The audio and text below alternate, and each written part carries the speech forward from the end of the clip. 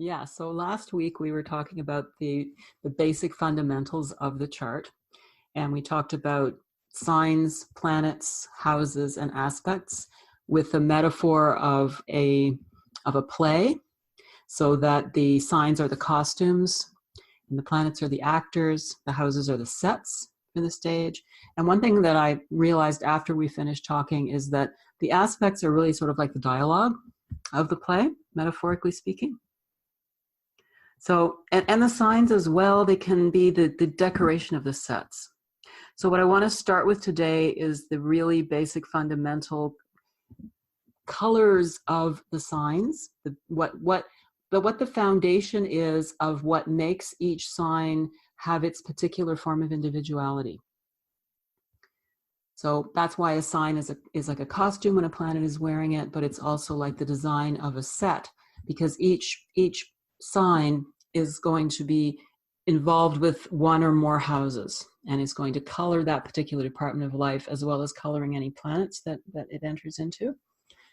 And I think the signs are the really fundamental, most important basic of all the basics.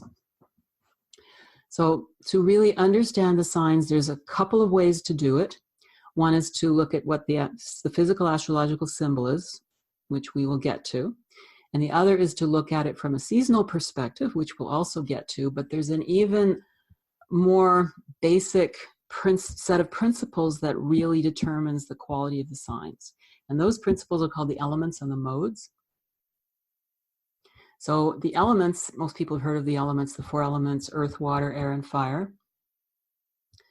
And the modes are the ways those elements might be operating. So those modes are called cardinal, fixed, and mutable. And the best way to understand the modes is to think about it, I think, in terms of what happens in a stressful situation. So we have our fight or flight instinct, and we also have our freeze instinct. So a cardinal sign has the tendency to fight, or to act, or to move forward, to forge forward. A fixed sign has the tendency to freeze, to hold its ground. And a mutable sign would be the flight or the run, but it's also to be adaptable, to flow with the situation, to sort of disappear, or to melt away. So cardinal is active, then fixed is stable, and mutable is adaptable or dissolving. So those are the modes. In Europe, they're called the crosses. So in my book, when I dedicated the book to my mother, my partner, and my two sons, I said they were a cardinal cross. And what that means is that each of them had a sun sign in one of the cardinal signs, which are the crosses. And it's called the crosses because the cardinal signs, if you look at them in an astrological chart, it will actually make an equal armed cross with each of the signs that are all in the same mode. But what's interesting is there are 3 modes and there are 4 elements, and 3 times 4 equals 12, which is the 12 signs. So each sign is a unique combination of an element and a mode. There's no sign has the same combination as any other sign. And that's what really colors the sign. That's what more than anything else is going to tell you so much about the nature of the sign. So do you know anything about the elements? Because they're sort of, they float around in a lot of other systems. No, I don't. I don't know much about the elements at all, actually. Okay. Well, the elements, there's even different ways to look at them too. Even from a physical perspective, the elements can be compared to states of matter. So we have the solid state of matter, which is earth. We have the liquid state of matter, which is water. We have the gaseous state of matter, which is air, and we have combustion, which is fire. So that's from the very sort of practical physical perspective. And these are such fundamental principles that surround us at all times. So at all times we have some solid objects, at all times there's liquids around, there's air around, we have temperature, which is going to be how much combustion is going on around us. You know a lot about temperature right now because it's been minus 35. Yeah. Where you are. Yeah, there's not a lot of fire right now in your environment.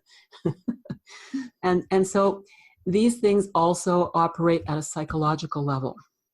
And they are, again, very, very fundamental, automatic symbols that the subconscious always understands and responds to, because they're a constant in our experience. Wherever we are, even if we're not on the physical plane, we have this constant of these 4 basic principles. So that's why they are the very elements of existence.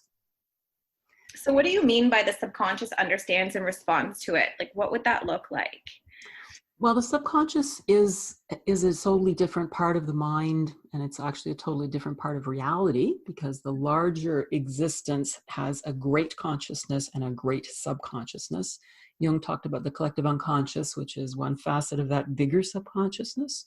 Mm-hmm. The subconscious is it's the part of us we enter into when we're sleeping. It's the part of us we are communicating with in our dreams. It's talking to us, but it always comprehends everything through symbolism, which is not words or rational principles, but they are a larger, they're a larger image, I guess is one way to describe it, that has a specific meaning that everyone will respond to the same way. So if you look at a picture of a bright sun, mm-hmm. that's going to give you a certain feeling that's going to be pretty much the same in every single person who looks at the picture of the sun. That's what the symbolism of the sun is going to be: vitality, life, happiness. It could be fatigue because it's so hot. Mm-hmm. If we're looking at the sun and it seems too bright and we're already too hot, but it's going to have a very predictable response to us, and it's an emotional response. The subconscious is very emotionally based, and the subconscious never sleeps. It's constantly in motion. It's constantly aware. Our subconscious mind is probably responsible for 95% of our perceptions in any moment. Our subconscious knows and sees so much more than our conscious mind does. Our conscious mind focuses in one little tiny area, and that's essential as well, because it can focus. The subconscious mind cannot focus. The subconscious mind has no discernment, but the subconscious mind has its security almost is the archetypal, these ongoing symbols or feeling-oriented forms of being that the subconscious lives in and understands and communicates through. Whereas the conscious mind's sense of security comes from, I'm focusing on this one thing right now, and this is what I know. This one thing I'm focused on, this idea I have, but the conscious mind is the chooser.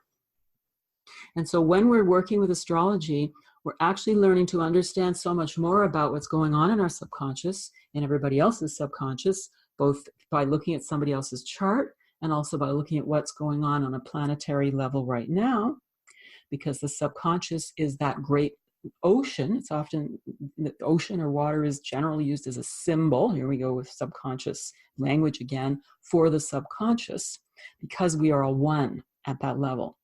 And that's actually the true reality. But the subconscious always knows that reality, that there's no separation between us. And this is why when the planets are in a specific location right now, you're going to know that there's a certain something going on in the collective consciousness, because everything reflects everything else. We are in one big being, one giant creation. The planets are in a specific place because that one being is feeling or expressing a certain archetypal principle at the moment. So we can read those things, and that's how we know what's going on a different level. But the conscious mind the ideal use of the conscious mind is to make the most positive and constructive selections out of what it can see and perceive. It's the worst thing we can do is to start consciously looking for the bad stuff and focusing on the bad stuff, because then we'll get more of it.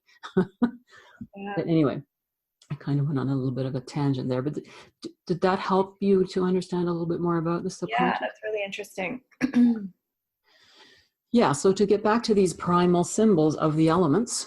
So Earth is, if you think about, what does Earth make you think of when I say the word Earth?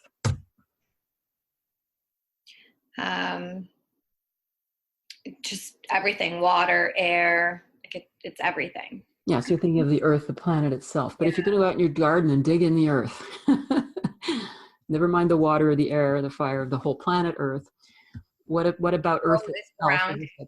Yeah, it's calm, it's grounding, it's stable. You can rely on it.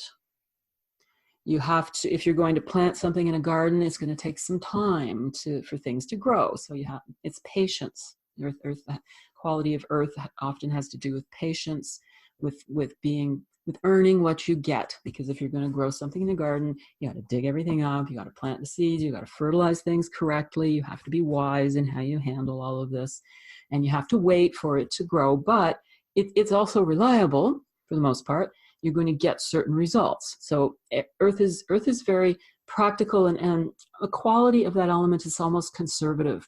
It says, well, here's the way we do things. We know this has always been done this way, and it works this way. It makes us feel secure. So this is how we're going to do it.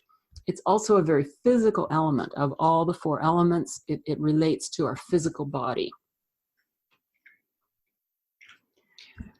So if we're going to move up to the next one, which would be water, what does water make you think of?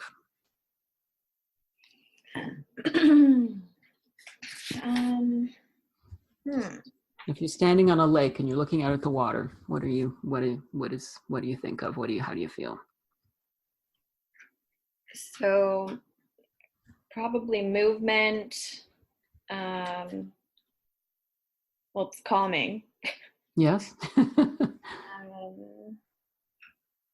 I don't know.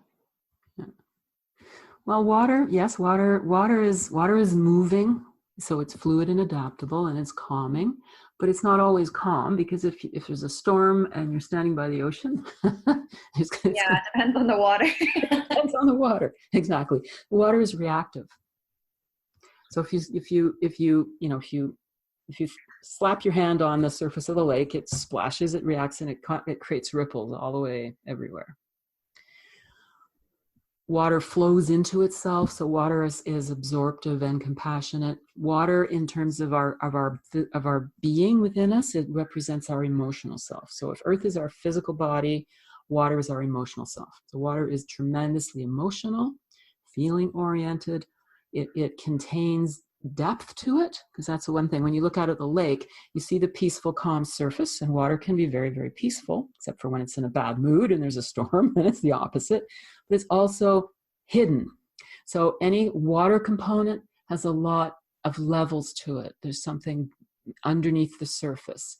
It's almost mysterious.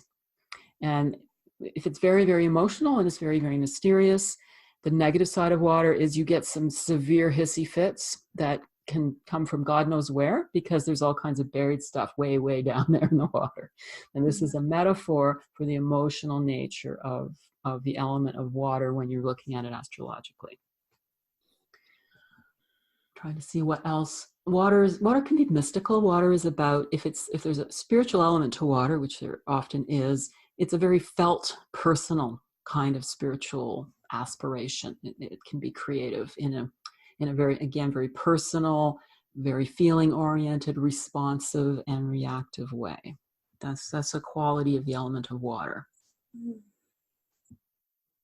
Okay. So then if we move up the next level, we're at air. So when we've been in the deep depths of water, that's sort of overwhelming, but it's awe-inspiring, and when it's very nice, it's compassionate and cares about us and lifts us. When we trust it, we float in it. But when it's turbulent, we can get under the water and we're lost. There's fear in water. So when we're done with all this intensity of water, we move to air. What does that feel like? Maybe light. Yep. These are really good questions. So interesting to think about it from a description perspective. Mm-hmm. Yeah, air does it feels light, and it feels freeing. Free, yeah. You also can't really see air. Yeah, I'm trying to picture it in my head, but what do you say about air? So it's it's invisible, or it's almost so obvious too that it's always there. Yeah. So in terms of levels of being within the person, again, earth is the body, water is the emotions, air is the mind. Mm. And so, of course, it's a big relief to get into air when there's been too much water. Now, it's interesting because there are elements that are really true opposites to one another, and water and air actually really are. Because if we even look at the sides of the brain, the left brain is air, the right brain is water. So water is very feeling oriented, and air just says, give me a logical explanation, or I'm not interested in this, and I'm detaching from all this emotional drama. But air can feel sterile after a while. So you often find people who have a lot of air in their charts and people who have a lot of water in their charts are very attracted to each other, because each person has what the other person doesn't have, and they balance each other out. But they can also not understand each other very well, because the water is really emotional and the air is really rational, logical, detached. And the mind is our primary means of communication. So air is also a very social element. The water tends to make a person very private, very retreative. If they're going to have relationships, a water person has very close, safe relationships, deep relationships, and not a lot of relationships. Whereas an air person, again, on a really archetypal level, tends to want to talk to everybody, tends to have a lot more friends. They love intellectual dialogue. That's a quality that air has. Mm. And it wants to keep it intellectually clean, whereas water wants to keep things emotionally clean, and earth wants to keep things physically practical. So we have these different motives that these elements have. Mm. And then when we get to fire, so what's your sense of fire when you think about fire? Maybe a little bit more reactive. I'd say fiery. Yeah, there you go. We have those adjectives. Yes.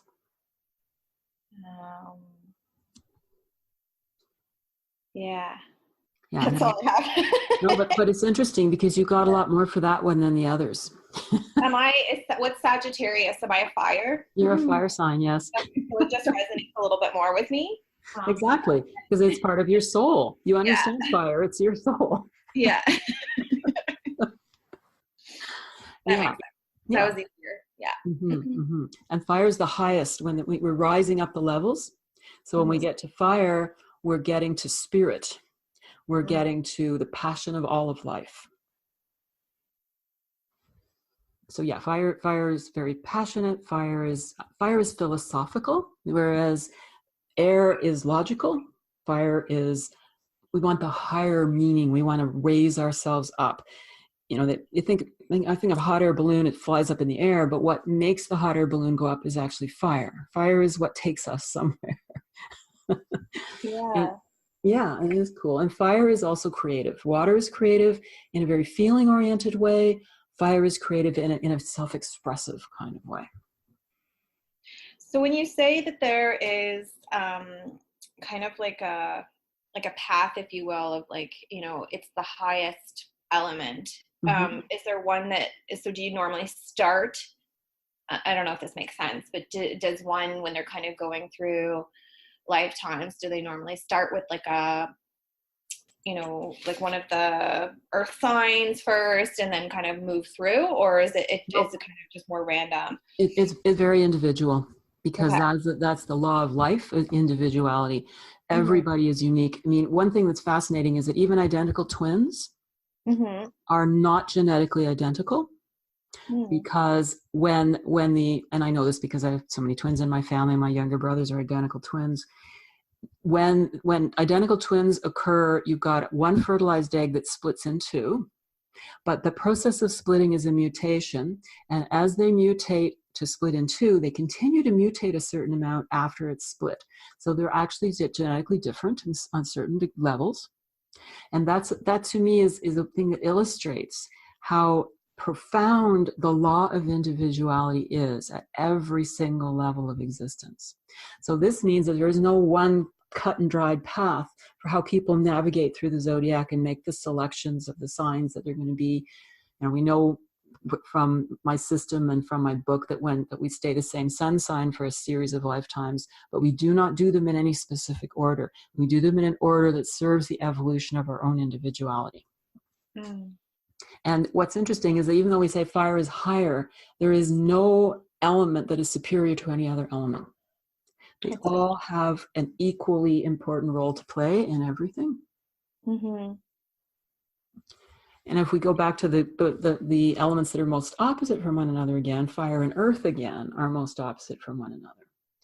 Because we've got fire is pure spirit and earth is pure matter. So when you have the interaction between water and air, we've got the interaction between emotion and logic. When you have the interaction between fire and earth, you have the interaction between spirit and matter, between the philosophical and ideal and the practical and mundane.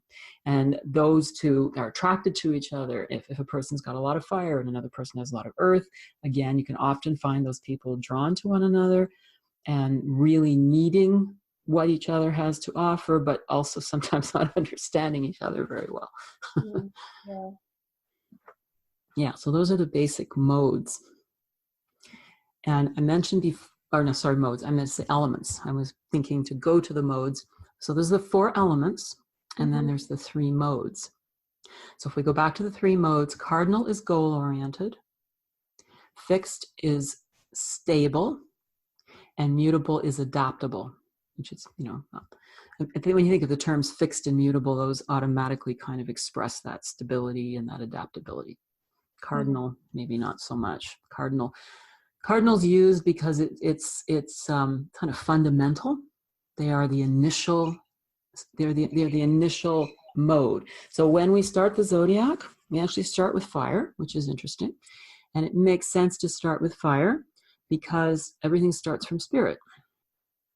We start with fire and we start with cardinal. So Aries, being the first sign of the zodiac, is cardinal fire. So knowing what you know about fire and knowing what you know about cardinal, what would you do to put those two together to say a little something about the basic nature of Aries?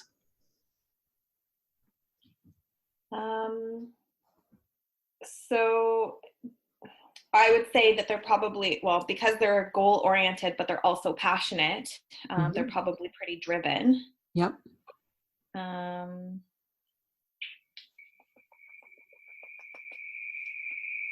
don't know. Yeah, that's good. Now, that's good, though. I mean, one thing to be aware of is we're really looking at the signs as a pure archetype. We're not putting the sun in there when we're talking about Aries as a pure archetype. It's easy to do that, but we want to try to remember that we're going to look at that sign of Aries, whether it's someone has sun in Aries, or whether they have moon in Aries, or Saturn in Aries, or Aries rules their 6th house, which we'll get to what that means in a while. We want to just know what the essence of Aries is. And because it, as an actor puts a costume on, they will affect how that costume expresses. Not only does that costume, so say if someone has sun in Aries, they put the costume of Aries on and they're going to express qualities of Aries, but the fact that it's the sun means that it's going to be a little bit of a different expression of Aries than it would be if we put Saturn in Aries, for instance. So we want to know that what the pure essence of Aries is, and the way to understand the pure essence of Aries is to understand the pure essence of cardinal and of fire. When we get that this is absolutely goal-oriented, driven spirit, expressiveness, passion, philosophy, that's the pure essence of Aries. And when you can feel that and remember that, you always have that to draw upon immediately. When you're looking at a chart and you're seeing everybody's got Aries somewhere in their chart.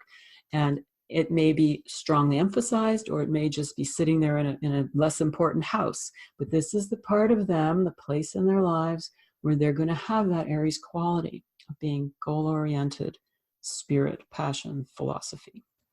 So that's good. You got Aries. Trying over here. No, it makes sense. It makes sense. Yeah. So there's a natural progression as we go around the signs, and everything goes in order. So we always go cardinal, fixed, mutable, cardinal, fixed, mutable, and the elements go in a specific order as well. And they go in an order that is representative of balance. So if we're going to move from fire and we want to balance ourselves, what would be the next element we'd move to if we want to balance ourselves after fire?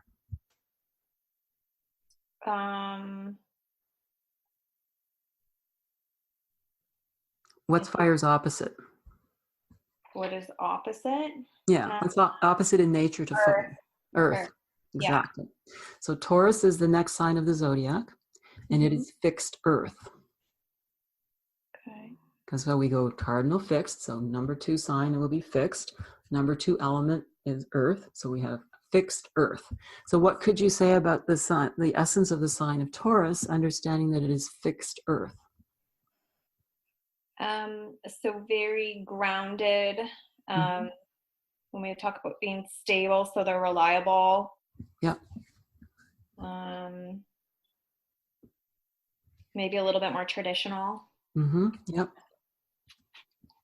It's really hanging on to its security too, in a practical, physical, physiological, and probably often financial way. Because Earth is where all the minerals come from, where gold and silver and diamonds, all the riches come from Earth. So Earth is a financial element.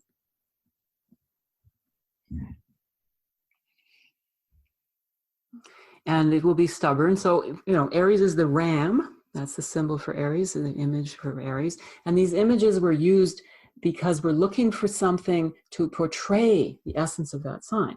So if we say cardinal fire is passionate, cardinal, goal-oriented, well, a ram, is ramming ahead and climbing up the mountain. That's a very good symbol for what cardinal fire is. So a bull is a really good symbol for what fixed earth is. There it is. It's on the ground and not going anywhere.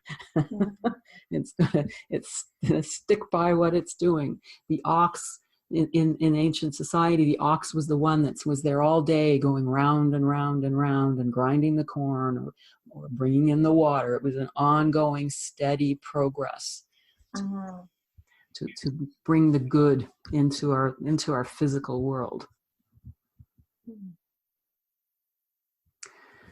So then the next element, because the other thing is that there are genders to elements too. So earth and water are considered to be feminine elements. Those are the ones at the bottom. The female principle is more physically oriented, more wanting to nurture life in this physical world. The male principle tends to be more expansive and going outside of. Now, I want to talk about philosophy. I don't want to worry about where the kids are getting fed today. So air and fire are the masculine elements. So there's such a balance to the zodiac. Aries is a fire masculine sign. The next sign is a feminine sign, which is Taurus. So we're going to go to a masculine sign the next time because we want to balance ourselves. So what is the element that would be the third sign? Mutable. Yeah, that's the mode. And what's the element out of air? Out of air, fire, water, earth. Water? No, because we had a female one in Taurus. Oh, you had air. Air, right. Yeah. So Gemini is mutable air. Okay. So what would mutable air be like? Okay, so mutable is they're adaptable. So air.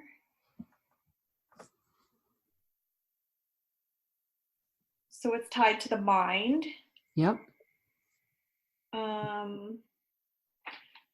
Yeah, an adaptable mind. And air is the one that's a little bit more social, right? I think. Yes. So adaptable.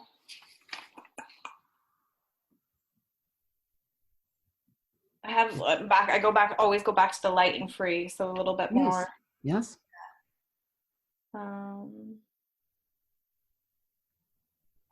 Intellectual.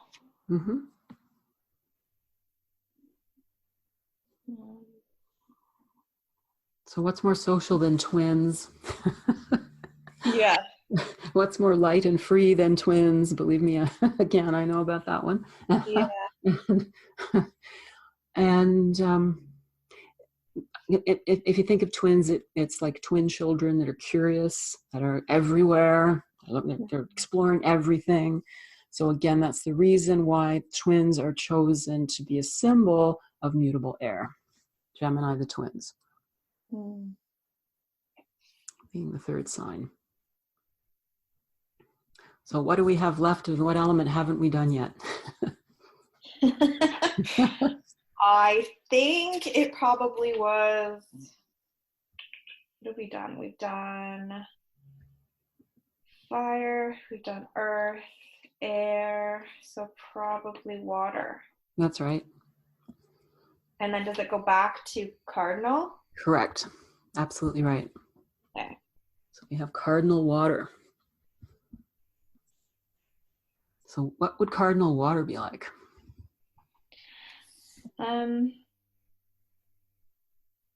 So again, cardinal is your goal orientation, but water is a little bit more, I guess, emotional. Yes. But at the same time, compassionate. Mm-hmm. Feelings oriented.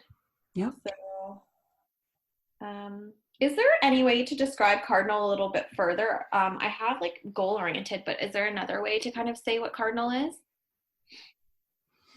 Well, yeah, you could say future, because cardinal is future. Okay. And fixed is past, because I'm hanging on to this that I've had for a long time. And mutable is present. And so that's one other way to relate those modes. Okay, that makes, yeah, that's helpful too. Yeah. Cardinal is almost a little bit aggressive too, because it's fight. Mm-hmm. Right? Fight, flight, freeze. Mm-hmm. That's why the crab has its pincers, because Cancer's the crab. Yeah. Cancer's the next one. Yeah. But it also doesn't walk in a straight line, which is interesting, because water is like that. Water doesn't do things in a straight line, because it's so emotionally based. It's a challenge. That's a challenging sign in the sense that the cardinal quality is goal oriented, but the water quality is often retreative. So we've got a conflict going on immediately in the sign in some ways. Yeah, they're more internal, right? Yeah, yeah. So they can be very goal-oriented about hiding. I'm going there now to hide. But they can also be tremendously goal-oriented in terms of looking after their own emotional needs or the emotional welfare of others.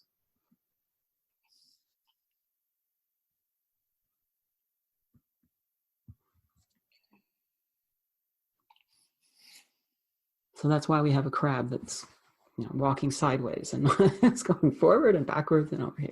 It's scurrying under the sand, going into the water. Protecting the things that matter to it.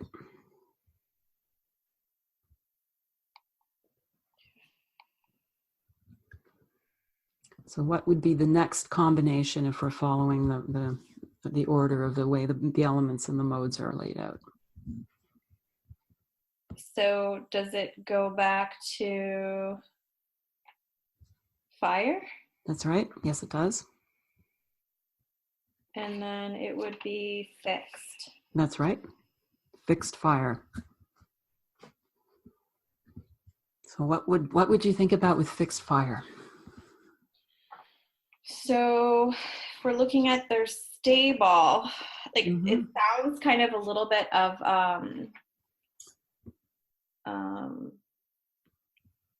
a conflict, because they're stable but they're also fiery, right? Exactly. It's interesting. Reactive. Yeah, it's interesting because the first three signs really suit their modes. Fire and cardinal are totally compatible. Earth and fixed are totally compatible. Air and mutable, totally almost the same thing. But then suddenly we get to Cancer, and we've got water and cardinal, and then we get to Leo, fire and fixed. The next three signs have more of a challenging time integrating the element and the mode. First one's really fit. Second one's it's challenging. It's quite interesting. So with fixed fire, you certainly can have enduring passions. You can have an enduring philosophy. Trying to find a stable philosophy is what the Leo will do, what fixed fire does. Maintaining stable energy in pursuit of the passion, which of course is the reason why people with Sun in Leo are the #1 candidate for burnout in the zodiac, because you can't burn your fire constantly, but fixed fire tries to do that.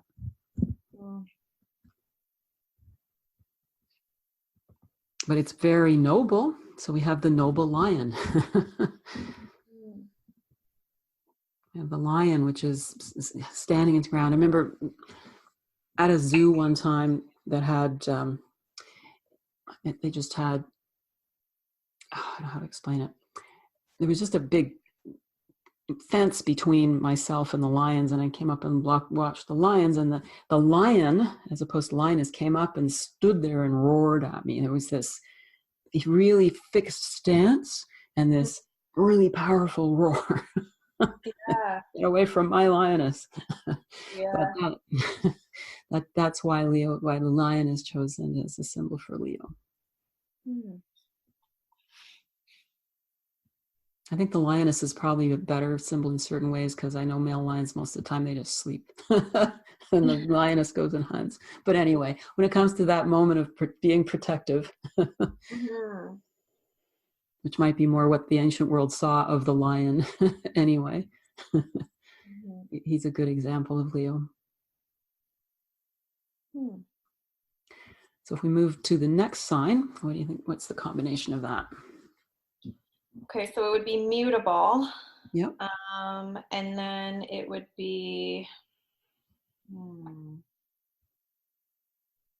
Earth. That's right.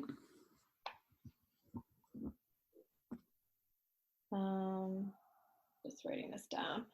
Okay, so mutable and Earth. So again, they're adaptable. Yeah. This one actually sounds a little bit more.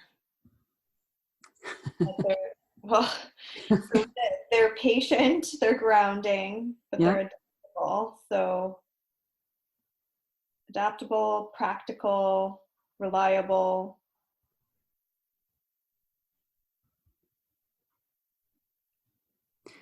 If they're conservative. Yes. They're conservative and they're adaptable. Yes. Okay. Yeah. Now the thing that makes it kind of challenging is that Earth wants security, whereas mutable wants change. That's where there's the challenge or the conflict with this sign. So when I think about it, I think of mutable Earth and I think of sand, right? Okay. But also it's not always completely secure to stand on sand. So there's an element of anxiety to this sign because it's looking for security, but things are always moving and melting. That's the potential downside. None of these have to have a downside. There is a way to forge cardinal and water together seamlessly and make it really work beautifully, just like fixed fire, because cardinal water can be tremendously well honed and put together for the welfare of all that it cares about. That's the perfection of Cancer. The perfection of Leo is to have real stability in terms of the ideals and the meaning and all that this being stands for, that proud lion that protects everything and holds its ground. And like you were saying with the mutable Earth, if the adaptability and the practicality is really functional, it can work very, very well in this world. But it also has that undertone of potential anxiety. And what sign is this one? This is Virgo. This is Virgo, yeah. So it's the Virgin, which is not as obvious a really perfect symbol for the mutable Earth, the ways that the other ones are. One of the other old symbols for Virgo actually is the dog. the dog to me makes a lot of sense for mutable earth because they're so practical in a certain way of being there for their family, being there for their, I hate to say the owner, but they're really solid and faithful, but they're also super adaptable. What do you need from me now? I'll go get your paper. Or so to me, that's a good description for that element of Virgo. There's a purity to this, to having a mutable perspective on Earth, and that's where the Virgin symbol is valuable. And we're automatically thinking about her physical body because she is a virgin. So it's an earth sign. Yeah. She won't stay a virgin forever, probably. So we've got mutable earth. Yeah. Okay. So then we move to, what's the next one? Cardinal and water. No. Nope. Cardinal is right. Cardinal and air. That's right. So what would cardinal air be? So cardinal, again, is, when we were talking a little bit more about it, it's the goal orientation, but it can also be a little bit more aggressive or air, though, is, again, back to the social one. Yes. A little bit more into the intellectual dialogue. Yep. Is it like the mind a little bit more? Yes, yes. And then, yeah. And then it has to tie in with cardinal, right? So. Yes.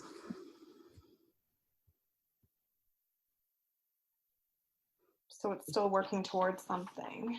Yeah. So it's a goal-oriented mind, goal-oriented social drive. Mm-hmm. And the sign Libra loves to debate. It's known for that. is a sign of partnership. So that's goal-oriented social interaction. You have to take action to have a partner. You have to interact with a partner. There's action being taken all the time. And Libra is also connected to justice, to making certain the social good is looked after. So we've got, again, the goal-oriented social, and the goal, having a goal that needs to be addressed in an objective, rational fashion. So that's why we have the scales of justice.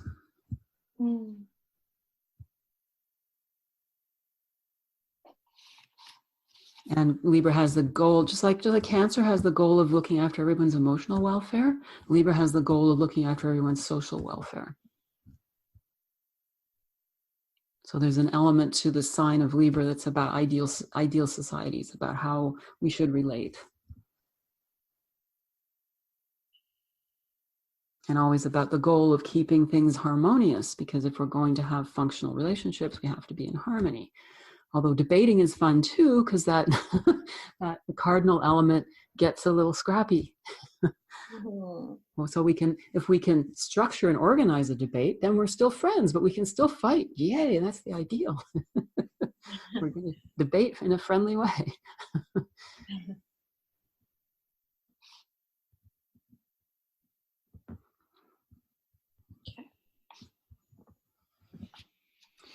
So when we get to the next one, what's that one?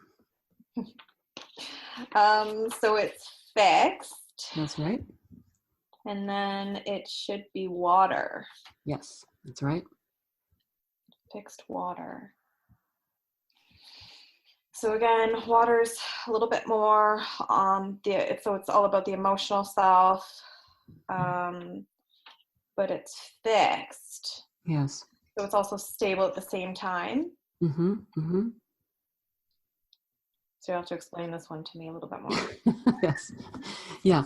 Well, sometimes when I think about the elements and the modes, just like with Virgo being sand, mutable earth, I think about what would be fixed water. And what would be fixed water? Something, the water that's in a very deep crevice somewhere, or one of those bottomless lakes, a really ancient swamp. That to me is fixed water. So the sign of Scorpio is clinging to its feelings. You know, the coffee table astrology books, which I find are more surface oriented, talk about how Sun and Scorpio in that the imagery of never forgiving. So there can be some Sun and Scorpios who will do that, but you know, as we know with the 3 stages, there's all kinds of different experiences the Sun goes through when it's in that sign. But in a pure level, it's very determined to hang on to certain emotions. It holds the emotions deep. It's very protective of its emotions. And because if we look at fixed as relating not just to holding your ground into freezing, which may mean freezing someone out or freezing the emotion and maintaining no expression on the outside, but the feelings are deep inside. It also, fixed relating to the past means there's a lot of past emotion being stored in that deep, deep water of the bottomless lake or the ancient swamp. Gets kind of, needs to air out after a while, right? But it can also be very intense, very pure. You're going to get the purest water possible from some really deep water that's been buried in the earth for a long time in the right way. So there can be a tremendous purity to this as well.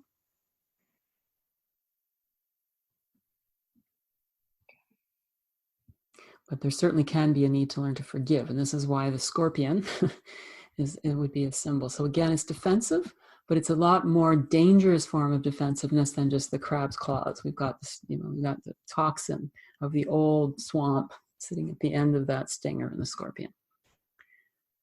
But the eagle is another symbol for Scorpio, totally different. That's the purity when it's been all completely refined. Although, eagles can be pretty ruthless too when you look at them in nature. Okay.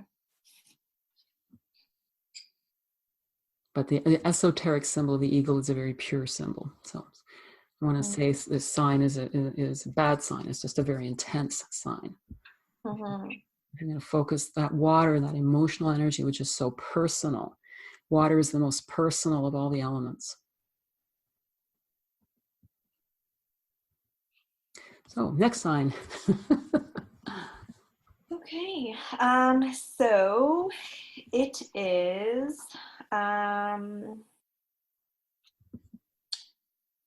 mutable fire. Yes, that's right. And it should be my sign, I think. Yes, Sagittarius. yes, it is. Okay. So I'm really describing myself. Yes. So adaptable. They're very self-expressive, passionate, fiery. I would imagine because there's no no. So they're a little bit more creative, right? So that helps. Very open. There's an openness. Yeah. If you know Myers-Briggs at all, there's the perceiving and the judging are 2 categories of how people approach life in the Myers-Briggs. The Sagittarian quality is pure perceiving. And in fact, I perceive is said to be one of the catch phrases for Sagittarius. So there's an openness to life. There's a passionate, philosophical, just wow. That's at the core of the sign. That's nice. Yeah.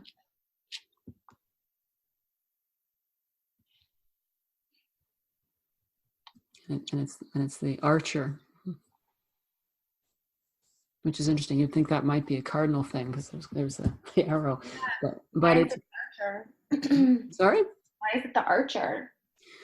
Well, it's aiming for all kinds of. It's the fire element is what makes it aim because it's desire, and it's desire for.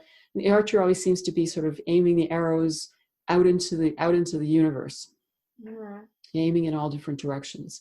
So it's this desire to expand into life, this desire to hunt for the truth. That's really what that means. Mm.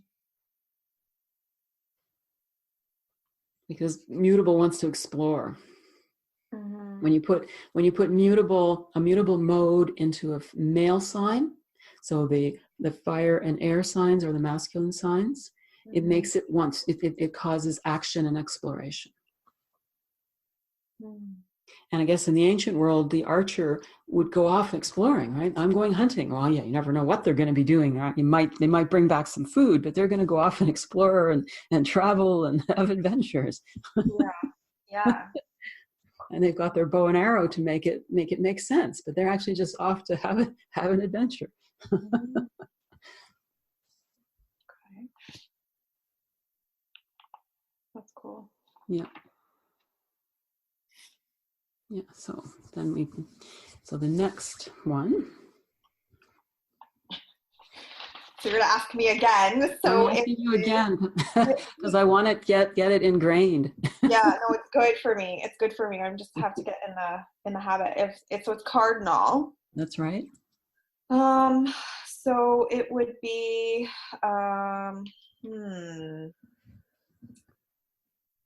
Earth. Yes, that's right. Okay. Cardinal Earth. So again, goal oriented, but also really grounded. Yep. Stable. What else do we say about Earth? Patient, reliable, practical, conservative. Mm-hmm. You can rely on them.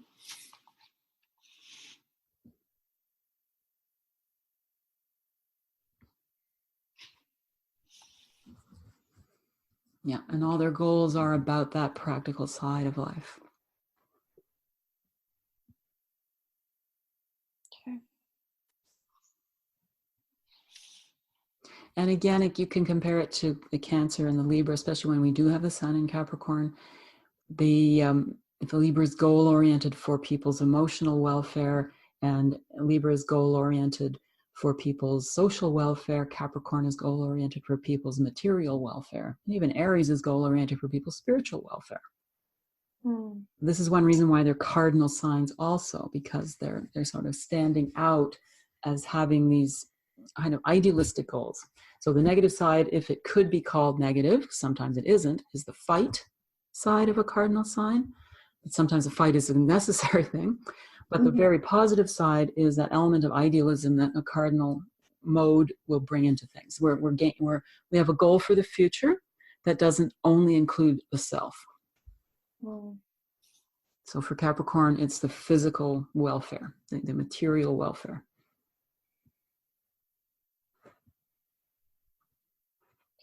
And that's like the mountain goat. Mountain goat they're known to be the most sure-footed creature you could ever find. They can climb up any mountain. So there's the goal-oriented climbing, but it's mountains and it's physical. And it's this earth that we're on. They'll never lose their footing. That's why it's a good symbol for Capricorn.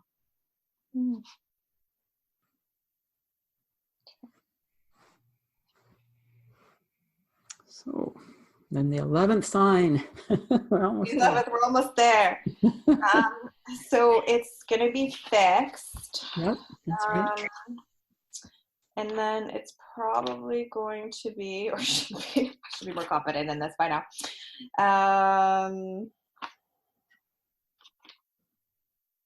Does it go to air? Yes, that's right. Okay.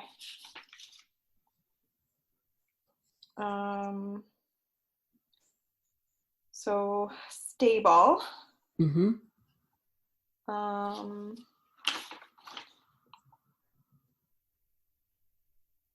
A little bit more, I guess, logical mind. And then you have the social bit. Yes. Yeah. So air. Fixed. And this is Aquarius? Yes, this is Aquarius. Okay. Which is interesting if you think as well that we are not in it yet, but we are heading and stepping into it more and more into the age of Aquarius. So we have this aim towards the fixed social good, aim towards stable intellectual understanding of life. We came out of the Piscean age, which was all emotionally based. And sometimes fanatical because it wasn't looking at things scientifically and logically. Bringing the Aquarian thing element in for quite a while now. We'll get to that at another point. The ages, they don't change suddenly. We've had science building and building. So science is definitely fixed air. Let's find those enduring principles of the mind.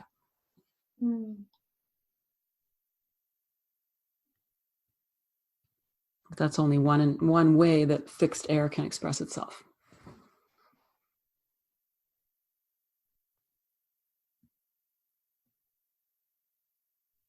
It can also be social loyalty. Can also be the old t-shirt my mother gave me when I was a teenager, which said, "My mind is made up, don't confuse me with the facts." That's actually Aquarius motto. I've got this idea, I've tested it myself, I've decided I'm finished with it, and it's true, and I'm not going to change my mind. That's the downside of Aquarius, because they might not actually be right. They tried really hard to be right, they didn't have the full picture.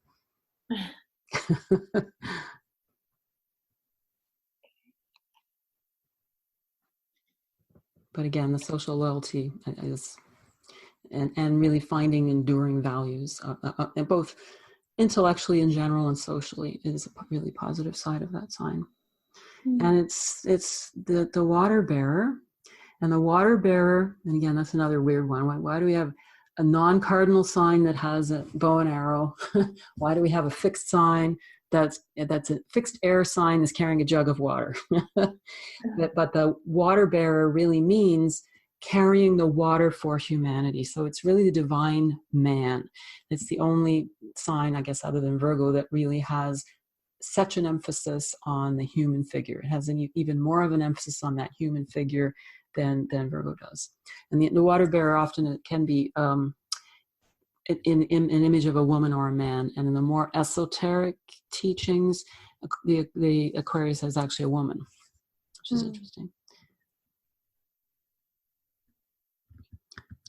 So the water bearers, we're bringing the water.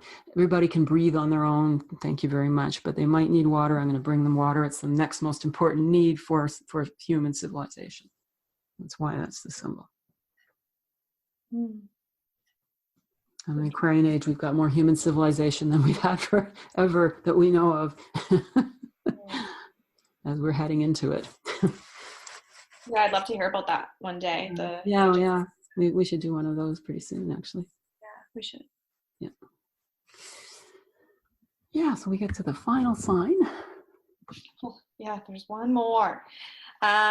So it's got to be mutable and water. Yes, that's right. I just like to write it down so I can look at it. So they're adaptable, but again, water is more tied to emotions and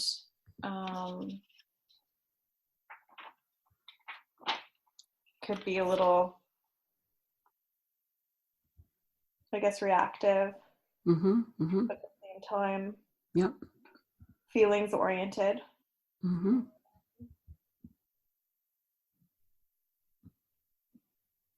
I like how we talk about water, like there's a lot of different levels to it. Yes. So there might be some hidden piece to it. Yes. Yeah, and water, Pisces can be the negative side, very, very moody, because the mutable is always moving. The water is always moving. Water has storms and lots of moods changing all the time. Positive side is compassionate, because water has that ability to feel for others, and mutable makes us automatically adaptable to our environment. And it's interesting if you compare the three water signs, Pisces tends to be the most spontaneously caring. Although Scorpio, when they really care about you, you're safe forever. They will fight you with that stinger. They'll fight for you. They'll kill everyone that gets in your way. But in general, there's not this natural pure caring that Pisces has. And Pisces doesn't always have it, because that sign can also be so caught in its own dramas that it doesn't even know what's going on, other than these constant flux of emotion. But when it's again in its purest form, it's got caring for all, really heartfelt emotional feeling for others and for life. That's nice. Yeah, it's very nice. So when we come back, we look at the avatar of the Piscean age. With Jesus, the fish was used because, and with the early Christians, because that was the beginning of the Pisces, the age of Pisces. And Jesus is an absolute expression of that purity of compassion that is absolutely undiscerning, doesn't judge anything or anyone. There's pure compassion at all times. So that's the pure archetype of that Piscean age. That's kind of the pure archetype for the sign of Pisces, even though, ironically enough, esoteric traditions, none of them have actually put him in that sign when he was born, although that sign is very predominant and a really important place in the chart. Again, we'll look at that another time. Yeah, not about that. That was very interesting. That's great. Yeah, so I would just say to play with this stuff now, any way you can. So you explore it and really make it a part of yourself more and more. Yeah, there is a flow to it. So. Yeah, and I see you're picking it up really fast. Yeah. Was it fast? Yes. It is really interesting. It does have an order to it, if you will. So once you get it, I'll read it over a few times, and it's very, very interesting. Yeah, so that's great. Great, thank you. You're welcome.